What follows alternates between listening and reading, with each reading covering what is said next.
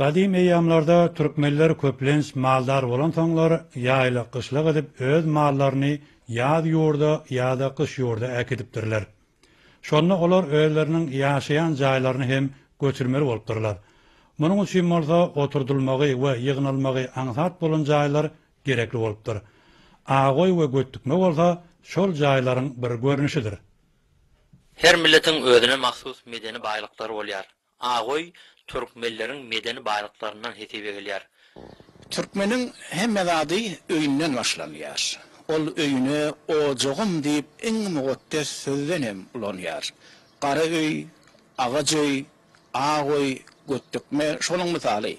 Türkmen tebigaty hem ýagşy düşünýär. Şonuň üçin öýüni, ýa şol agaç öýüni, gara öýüni tebigatyň talaby boýunça dikýär, gurýar. Misaly, onuň kümmet şekilli bolmagy, ya da terimlerin yerleşi, ferpük, bunların hemisi tüterlikten bir öýde öz yerini tapanok. Eýsem oňa bir aňyýat, onuň aňartynda bir suňyr düşünje bar. Şonuň esasynda türkmen öýüni gurupdyr. Inni agoýda ýaşaýan adam ýok diýsek öte gitdigimiz bolmasa gerek. Şondan gelende käbir medeniýete tarpa goýan adamlar agoý bejermek işine maşguldurlar. Şolaryň birisi Ali Pangdyr. Agoý jengele etip şol ki diýerde agaçlar sak getirip laşet ýas, laşet demeden sowala bar.